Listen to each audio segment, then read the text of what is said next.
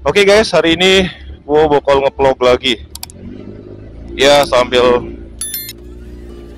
jalan-jalan keluar sedikit, sambil bawa si Kenzo muter-muter.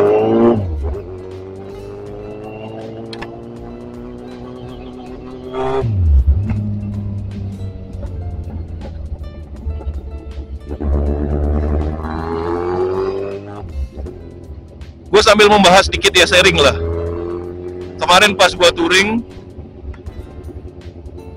ada anak-anak temen sih ya yang nanyain, enak nggak sih main OG? Terus duitnya gimana, biaya perawatannya gimana? Ya kayaknya kesannya tuh OG itu wah super duper mahal perawatannya. Anjrit, bau ayam coy. Itu kalau salah bisa di ayam ini. Ya mungkin gue sharing sih ya. Bisa jadi pengalaman teman-teman yang lain juga berbeda. Tergantung pengalamannya ya. Gue juga awalnya mulai dari 250 cc ya. Waktu itu gue bawa R25, itu zamannya baru R25 keluar ya.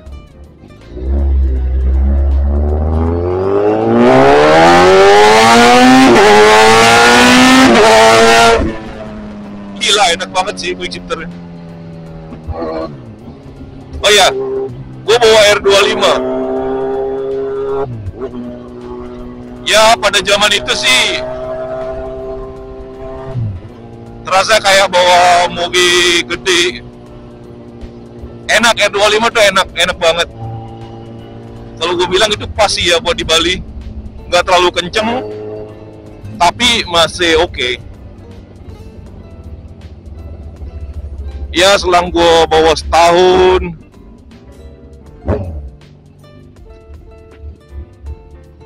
gue bawa ngerasa kok kayaknya kayak kurang gitu ya. Jadi kayak setiap touring, habis lampu merah, ngebut dikit, ketemu limiter, jadi kayak ya kurang. By the way, perawatan R25 ya hampir, ya sebenarnya hampir mirip sih sama Matic sekarang ya. Matic juga lumayan perawatannya. Cuman apa sih paling ya ganti oli setiap 2000, kadang dulu gua kayak 2500 baru gua ganti. Oli juga gua pakai yang standar. Yang standar Yamaha itu nggak mahal, gua lupa berapa gitu harganya. Cuman ya kalau pakai yang bagus, yang mahal ya yang paling mahal juga ada. Jadi tergantung kitanya sih.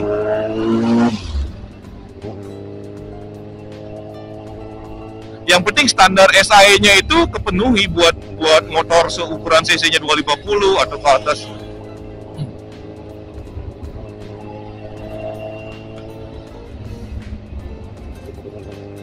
Yang lain-lain apa sih ya, kampas kopling juga ya jarang banget, kampas rem juga jarang banget dong. Masih oke lah ya. Terus lama-lama kok kayaknya motor ini kok kayak kurang gitu. Kebetulan gue waktu itu gue punya klub ya, namanya Boys on Wheels Bali ya. Nanti gue share IG-nya. Jadi di sana tuh cc-nya dari cc 150 sama 250. Tapi mereka pada gokil sih, gila. Pada kenceng-kenceng banget.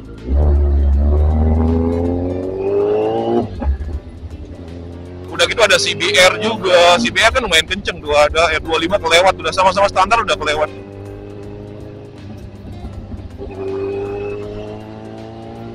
Terus nongkrongnya juga sama anak-anak motor yang memang suka ngebut sih.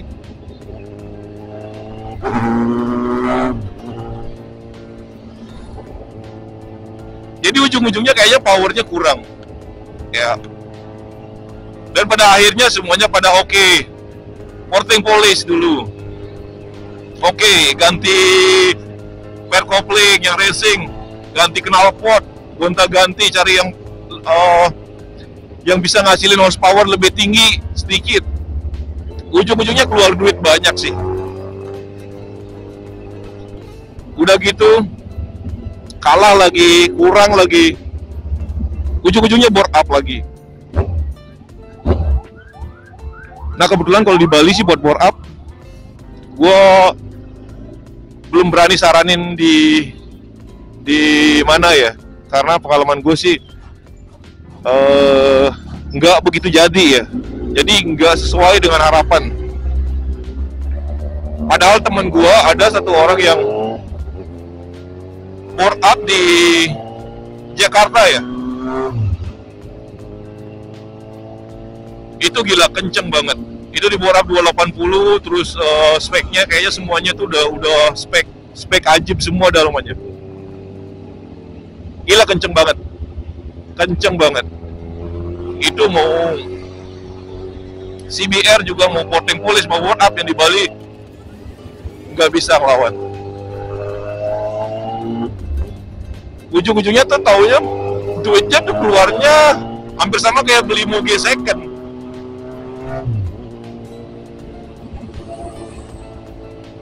Ya kalau beli moge itu enaknya tuh ada tahapannya ya, kayak mungkin dari Matic kita ambil 250 cc, membiasakan diri, sudah benar-benar terbiasa dan terasa kurang, naik kelas lagi.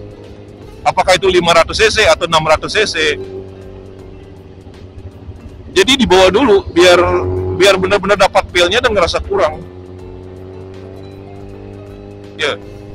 Jadi kalau 250 juga mau porting polish, mau bore up, ini itu ujung-ujungnya bisa ngeluarin duit tuh lebih banyak daripada beli Kawasaki ER6 second yang udah jelas-jelas itu sebenarnya 650 cc, terus powernya sekitaran 60 sekian apa 70 sekian, dan kenceng. Itu torsinya gila, 600 cc, 2 silinder. Cuman ya memang agak badak, tapi ujungnya jauh lebih kenceng dibanding sama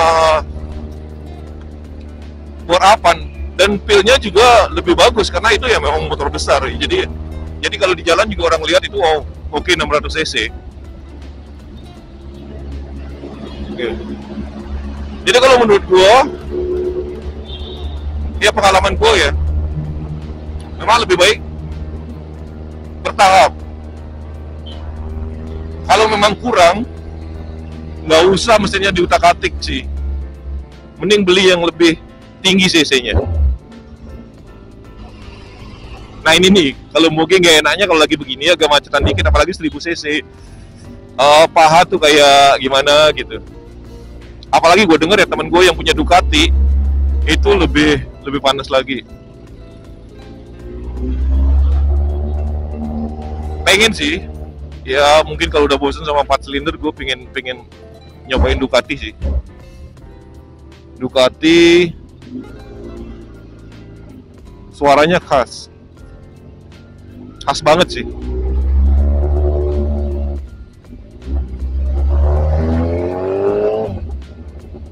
Nah itu, akhirnya gue lumayan sih ngeloncatnya dari 250 gue langsung ambil Z800 ya. Kebetulan waktu itu ada rezeki, ya udahlah gue coba 4 silinder. Gila sih, kalau 250 ke 800 4 silinder itu power udahlah, kayak lo kayaknya nggak perlu segitu. Cuman asik banget, karena gue udah merasa gue udah mentok di 250 cc. Diapain juga segitu-segitu aja, ujung-ujungnya gue bore up juga motor tuh jadi cerewet. Radiator kalau nggak digedein itu overheat. Udah gede pun kalau nggak bagus kipasnya juga overheat, apalagi di jalan-jalan macet begini ya. Jadi kayak kok repot ya. Udah repot, ngeluarin duit banyak juga. Kalau mau beli ER6 waktu itu ya mungkin ada sisa duit lagi buat modif. Atau kalau mau kurang aja lagi dikit, ya ambil Yamaha R6 yang no paper mungkin dapat kali ya. Ini udah 4 silinder. Beda larinya udah pasti jauh banget. Beda larinya, beda feel-nya udah pasti jauh banget.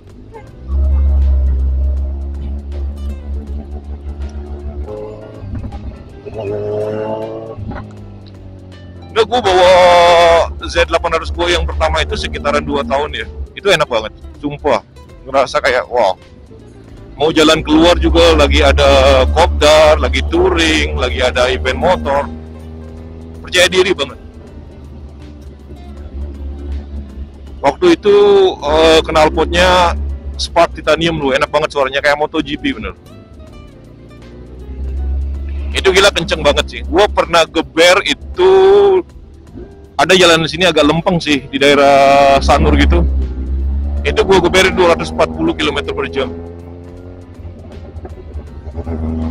Ya sebenarnya nggak mau gal-galan sih, cuman penasaran aja. Ya kalau gua saranin jangan sih, nggak perlu sampai segitu ya, kita juga nggak mau balapan. Tapi suaranya itu yang bikin wow.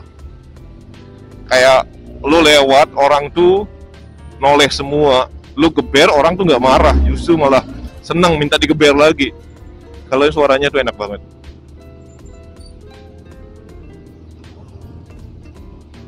Perawatannya ya tergantung ya, sekarang biasanya orang main moge itu lebih fokus mereka ke tagline head-on ya, head-on. Ya kalau kita ngomong head-on, gua rasa Vario juga dimodif head-on itu ngabisin duit banyak banget.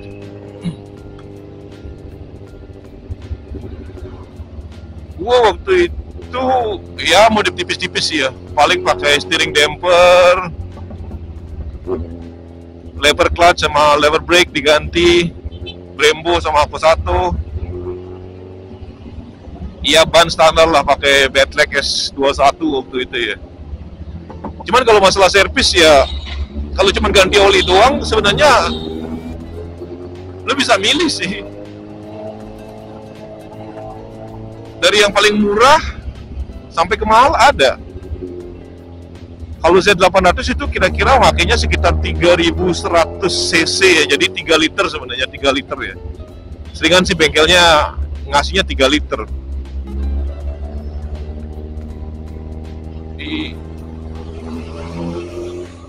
Oli yang termurah kayaknya dari berapa, dari 100 sekian lah, nggak nyampe 200 loh. Kita 150-an kurang lah. Itu 3, udah segitu. Paling sama ongkos. Ya tergantung bengkelnya juga ya, kalau bengkelnya juga bengkel yang udah terkenal ya lumayan mahal ongkosnya. Ya kalau mau ya sebenarnya mau ganti oli sendiri juga bisa, kalau cuma ganti oli ya. Kalau mau servis dibilang servis mahal ya, servis apa sih, paling juga injektor ya, semprot injektornya, terus paling bersihin filter udara. Oleh itu aja sih. Ya cuman kalau memang mau main moge, yang pertama itu adalah base-nya ya. Beli motornya itu harus benar-benar milih. Kalau bisa, lo mesti tahu owner sebelumnya. Terus lo tahu itu di bengkel mana. Jadi tinggal referensi ke bengkelnya aja. Jadi ngobrol sama om bengkelnya. Gimana track record motornya, apakah pernah jatuh, crash, atau turun mesin, atau ini itu. Ya kalau lecet-lecet sedikit itu wajar lah ya. Gua rasa pemakaian, apalagi kalau tahun-tahun sudah lewat 6 tahun, 8 tahun, itu wajar banget. Selama gue bawa 2 tahun nggak pernah ada masalah sih. Jadi ya servis nggak, hampir standar ya servis. Paling kalau lo apes beli kampas rem ya. Kampas rem kalau Z800 itu depannya kalau nggak salah, gue lupa ingat, itu sekitar 1.400.000. Itu udah 2 pasang. Kalau belakangnya itu lebih murah, sekitar 600-an, 500-an gitu deh. Itu original. Kalau lo mau beli di luar juga model-modelan kayak Peace Power gitu lebih murah. Gue kayaknya mau coba ini buat di Sugumi gue, Peace Power, karena ini kayaknya udah bunyi. pada video kemarin bunyi cuit-cuit gitu, padahal remnya masih tebal banget. Jadi kampasnya kayaknya bermasalah, udah dibersihin, cuman ya gitulah. Ya dan juga mesti tahu bengkelnya di mana sih. Kadang nggak semua bengkel juga harganya sedang, kadang mahal mereka. Ya wajar sih ya. Moge juga sebenarnya perputarannya sedikit. Kalau mereka mengambil ongkos lebih ya wajar. Jadi gue cuma ngasih trik aja sih kalau mau agak sedikit hemat. Ya itu aja paling. Ya cuman ban ya pinter-pinter lah milih motor second. Ya lihat juga bannya juga, modifannya juga. Kalau lu bangun dari nol itu ya gila mahal, ya bener mahal. Gua nggak salah bila pada istilahnya wah main moge mahal ini itu, ya iyalah. Knalpot aja, ini knalpot Subomi gua aja. Header depannya pakai Acra itu sekitar 11-13an. Terus silencernya double itu Austin Racing P3 yang keramik coated dia black. Itu harganya kalau nggak salah sekitar 27-an ya. Jadi ya itu knalpot aja udah 40 juta ya. Terus bannya bagi Super Corsa depan belakang itu sekitar 7-8 juta. Jadi ya memang begitu. Cuman kalau baru mulai ya mending cari yang benar-benar udah easy, at least knalpot lah. Knalpot sudah oke. Ya gue bawa Z800 gue 2 tahun. Habis itu gue jual. Kayaknya capek. Udahlah, berhenti main motor dulu. Setahun lagi pengen lagi, ujung-ujungnya beli Z800 lagi. Z800 lagi. Gue dulu jualnya agak murah sih karena gue nggak tahu ya, baru-baru namanya baru main moge, jadi yang kayak udahlah jual. Sekarang gue udah kayak oh ya udahlah, gue mesti nahan. Dulu tahun 2014 Z800 2014 warna hijau hitam gitu, gue dapetin 174 ya. Akhirnya gue jual 169. Gue beli lagi yang kedua itu gue beli 180, padahal dengan modifan yang lebih kurang dari yang dulu. Tapi memang harganya segitu. Gue juga jual terakhir gue jual ya Z800 gue yang kedua itu 180. Jadi hitungannya gue nggak rugi sih, cuma rugi pemakaian aja. Nah enaknya moge itu begitu. Jadi duit lo nahan. Setahu gue ya motor Jepang ya, kalau motor Eropa gue nggak tahu. Kalau setahu gue motor Eropa tuh setiap tahun lo agak turun. Tapi kalau motor Jepang, apalagi yang rare, itu gila bener. Ya temen gue beli MT-09 tahun 2020 itu 300, nggak nyampe kayak 300. Sekarang dia buka harga 450, walaupun modifnya sedikit, tapi ya memang motornya langka. Kayak motor gua juga Sugomi ini setahun belum tentu keluar di dealer. Ya mungkin keluar cuman udah pecah di Indonesia ya. Jatahnya berapa gitu. Nah satu sisi di sana ada nilai apa ya? Ngejaga uang sih. Kalau gua bilang investasi ya ada beberapa orang yang memang untung.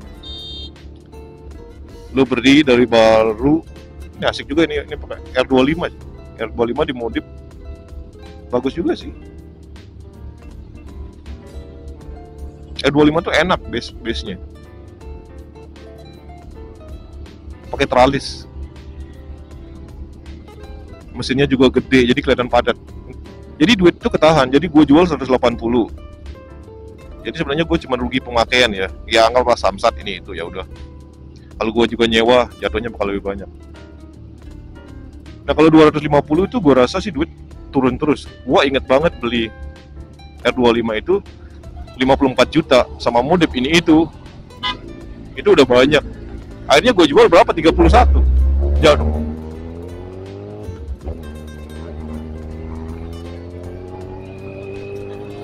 Kalau moge itu cerewet, sering ke bengkel ganti part ini itu ya mungkin tekor ya, harganya itu memang mahal-mahal. Tapi kalau yang wajar-wajar kita dapetin barangnya yang bagus, kita hati-hati milihnya, gua rasa biasa aja. Karena kita nggak hitung lagi kalau kita jual ya, kalaupun kita rugi sebenarnya paling rugi 5 juta itu wajar. Tapi kalau lo main 250 atau main kalau motor metik atau motor ya anggaplah motor metik itu penurunannya tuh luar biasa sih. Gue beli baru, anggap gue beli Aerox waktu itu gue 23 24 gitu, 2 tahun gue jual itu udah 15. Itu tinggi sih.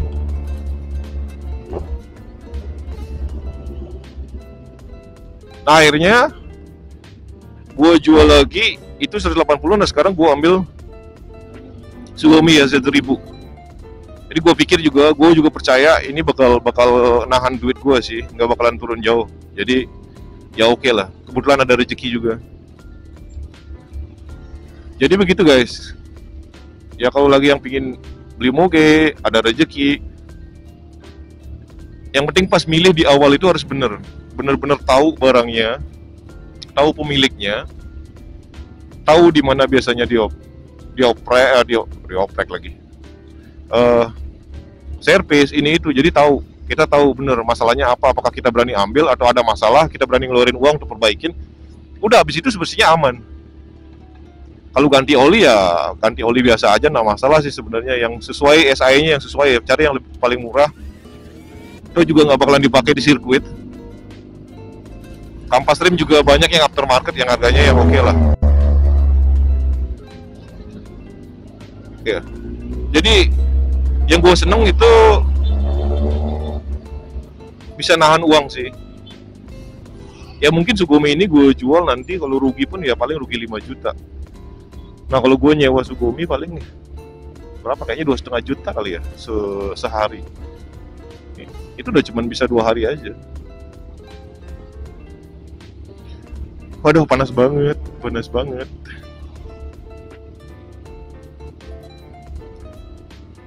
Nah mudah-mudahan si video ini bisa memberikan pencerahan sih ya. Sebenarnya kalau yang pingin naik kelas atau gimana, gua nggak bilang naik 250 cc itu nggak bagus ya. Gue juga pernah pakai itu, tapi sejalan dengan waktu lo pada pasti bakalan wah kayaknya naik kelas, wah kayaknya ini kurang, ini power, wah kayaknya ini begini. Pasti buat referensi aja sih. Kalau ada yang mungkin ditakutkan, wah kalau gue moge mahal banget ininya itunya, sebenarnya semuanya bisa dicek sih. Gue sebelum beli semuanya gue cek, kampas rem Z1000 itu berapa, ini berapa. Oh gue ngerasa kayaknya ya oke lah, toh juga itu nggak bakalan habis setiap minggu, setiap bulan. Servis juga nggak bakalan setiap hari ya, paling juga 3 bulan sekali, 4 bulan sekali kalau jarang touring. Kalau sering touring ya nggak tahu ya.